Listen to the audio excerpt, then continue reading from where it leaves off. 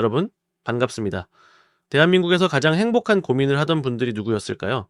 아마 시내의 직장이라 불리는 대형 자동차 공장, 제철소, 조선소에서 수십 년을 버텨온 우리 아버지들, 그리고 선배님들일 겁니다. 네, 1억이 넘는 연봉, 빵빵한 자녀 학자금 지원, 여기에 정년 보장까지.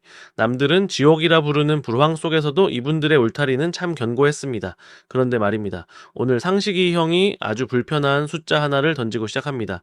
91.7%. 이게 뭘까요? 대한민국 제조업의 정점에 있던 숙련 노동자가 정년 퇴직을 하고 딱 2년 만에 겪게 되는 소득 하락폭입니다. 연봉 1억 2천만 원을 찍던 상위 5%의 중산층이 불과 24개월 만에 최저임금의 세계로 추락한다는 뜻입니다. 에이 형, 퇴직금도 있고 국민연금도 있는데 설마 그럴라고? 라고 생각하시죠? 틀렸습니다. 이건 개인의 게으름이나 재테크 실패 때문이 아니에요. 대한민국 제조업의 운영체제 자체가 당신을 더 이상 필요로 하지 않기로 결정했기 때문입니다. 오늘 상식이 형은 감성 싹 빼고 자본이 어떻게 여러분의 30년 숙련도를 순식간에 휴지 조각으로 만드는지 그 잔혹한 시뮬레이션을 낱낱이 해부해 드리겠습니다. 자, 첫 번째 진실부터 마주해 봅시다. 우리는 흔히 기술 하나만 있으면 평생 밥은 안 굶는다 라고 배웠습니다. 특히 현장에서 30년 동안 볼트 조이고 엔진 소리만 들어도 어디가 고장 났는지 딱딱 맞히는 분들, 스스로 장인이라 부르기에 부족함이 없죠. 그런데 말입니다. 경제학에는 폐쇄적 숙련이라는 무서운 용어가 있습니다. 여러분이 가진 그 신기에 가까운 기술은 사실 그 공장, 그 라인, 그 특정 기계에만 딱 맞춰진 기술이라는 뜻입니다. 네, 비유하자면 전 세계에서 딱 한 대뿐인 슈퍼컴퓨터를 다루는 법을 배운 거예요. 그런데 그 컴퓨터가 사라지는 순간 여러분의 기술은 한순간에 깡통이 됩니다. 공장 담장을 넘는 순간 시장은 여러분의 그 장인 정신의 1억 원의 가치를 매겨주지 않습니다. 왜냐고요? 시장에는 이미 그 일을 시급 만 원에 할 수 있는 사람이나 아니면 공짜로 할 수 있는 기계가 널려 있기 때문입니다. 그럼 우린 질문해야 합니다. 아니, 단순 조립인데 왜 지금까지 1억 넘는 연봉을 줬던 거야? 냉정하게 말씀드릴게요. 그 1억은 당신의 손재주 값이 아니었습니다. 첫째, 대한민국 고도 성장기가 준 보너스였고, 둘째, 거대 자본이 라인을 멈추지 않게 하기 위해 지불했던 평화 유지 비용이었습니다. 라인이 딱 1분만 멈춰도 수억 원이 날아가니까 제발 사고 치지 말고 자리를 지켜달라고 줬던 보험료였다는 거죠. 그런데 이제 그 보험의 만기가 다가오고 있습니다. 회사가 더 이상 여러분이라는 비싼 보험을 들 이유가 사라졌거든요. 자, 상식이 형이 오늘 기업 경영진의 비밀 장부를 살짝 보여드릴게요. 많은 분이 로봇이 사람보다 싸니까 도입하겠지 라고 막연하게 생각하시죠? 그 차이가 얼마나 벌어지는지 구체적인 숫자로 보여드릴게요. 연봉 1억인 숙련공 한 명을 5년 동안 고용한다고 칩시다. 자, 기본급만 나갑니까? 아니죠. 4대 보험의 회사 부담분, 퇴직급여 충당금, 자녀 학자금 같은 각종 복지비, 식대, 그리고 결정적으로 이 리스크 비용이 들어갑니다. 파업으로 라인이 멈췄을 때의 손실, 산재 사고가 났을 때의 보상금, 교육 훈련비까지 기업 원가 분석팀의 계산기에는 직원 한 명당 5년 유지비가 약 14억 원으로 찍힙니다. 반면 산업용 로봇은 어떨까요?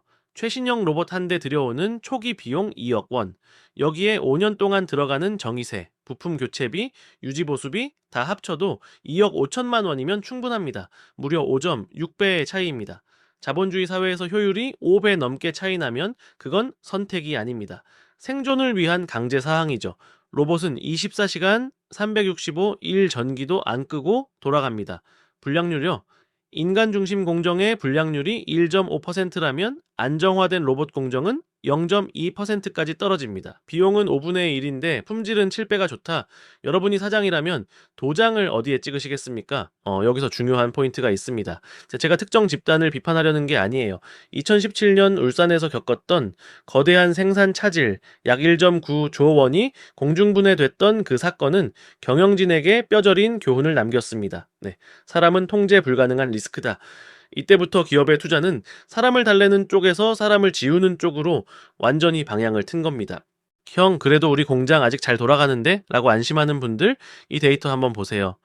자본의 흐름은 미래를 배신하지 않습니다.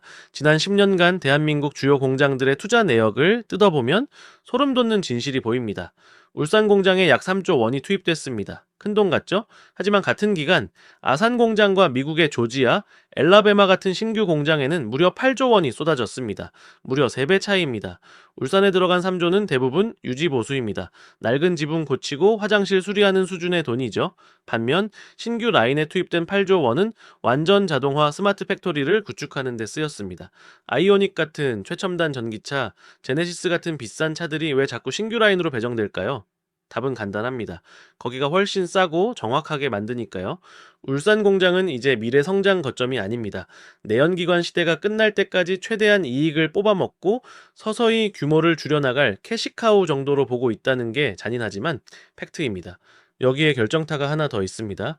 바로 현대차가 1조 원 주고 산 보스턴 다이내믹스의 로봇들입니다. 다들 개 모양 로봇 만들어서 뭐 하게? 라고 비웃었죠?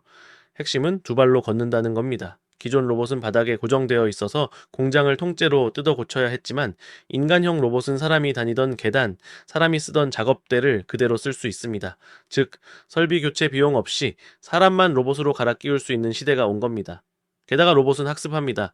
신입사원 1명 가르치는데 6개월 걸리지만 로봇은 단 1초 만에 전 세계 1만 대의 로봇에게 숙련된 기술을 복사합니다. 숙련의 희소성이 빛의 속도로 파괴되고 있습니다. 자, 이제 공장 문을 나선 뒤에 이야기를 해보죠. 형, 나 퇴직금 3억 있어. 이걸로 뭐라도 하면 되지? 평생 월급쟁이로 살았던 사람에게 현금 3억은 세상을 다 가진 기분을 줍니다. 처음 몇 달은 좋죠. 못 가본 여행도 가고 차도 바꿉니다. 하지만 매달 꼬박꼬박 들어오던 800만 원 월급이 끊기는 순간 진짜 공포가 시작됩니다. 6개월쯤 지나면 통장 잔고 줄어드는 게 눈에 보이거든요. 이때 가장 만만한 선택지가 뭡니까? 바로 자영업, 그중에서도 프랜차이즈 치킨집입니다. 여기서부터 3억 원 해체쇼가 시작됩니다. 울산 목 좋은 자리에 매장 얻는데 권리금 1억, 인테리어 1억, 가맹비와 초기 물류비 5천, 시작도 전에 2억 5천이 공중분해됩니다. 장사 잘 되면 금방 회수하겠지? 착각입니다. 자영업은 공장보다 100배는 더 잔인한 정글입니다. 고정비의 습격을 받아보셨습니까? 최저임금 오르죠? 배달 플랫폼 수수료 떼어가죠? 닭값 오르죠? 하루 12시간 기름 냄새 맡으며 튀겼는데 한 달 정산하니 순수익이 마이너스 200만 원입니다. 믿기지 않죠? 내가 사장인데 알바보다 못 번다는 사실이 말입니다.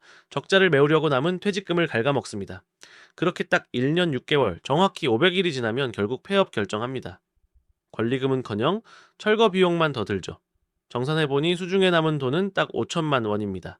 35년 피땀 흘려 모은 3억이 단 500일 만에 증발한 겁니다. 이제 나이는 예순입니다. 다시 취업 알아보시겠죠? 나 현대차 다니던 사람이야. 하지만 시장은 냉정하게 묻습니다. 그래서요? 엑셀 할 줄 아세요? 로봇 제어할 줄 아세요? 대답할 게 없습니다. 결국 이분이 가는 곳은 아파트 경비, 빌딩 청소, 편의점 야간 알바입니다. 월 소득 180만 원, 불과 2년 전 연봉 1억 2천 찍던 자부심은 온데간데 없고 최저 생계비를 걱정하는 빈곤층으로 추락하는 겁니다. 이게 제가 처음에 말씀드린 소득 91.7% 하락의 진짜 시나리오입니다. 자, 여기까지 들으니까 숨이 턱 막히시죠? 그래서 어쩌라는 거냐, 다 죽으라는 거냐? 아닙니다.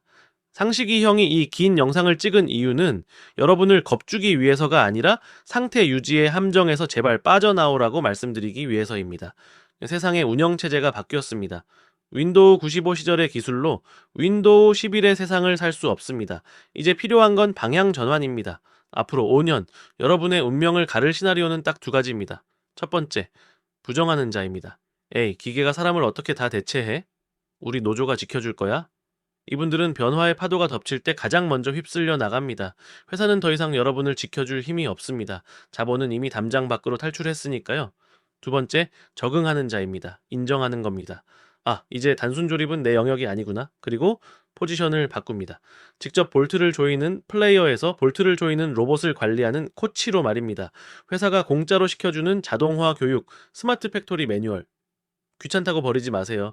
남들이 술 마시고 세상 탓할 때 여러분은 로봇 제어 기술 한 줄이라도 더 배우셔야 합니다. 30년 동안 한 공정만 지켰던 그 끈이라면 데이터 읽는 법 충분히 배울 수 있습니다. 로봇 수백 대를 혼자서 컨트롤할 수 있는 슈퍼바이저가 되십시오.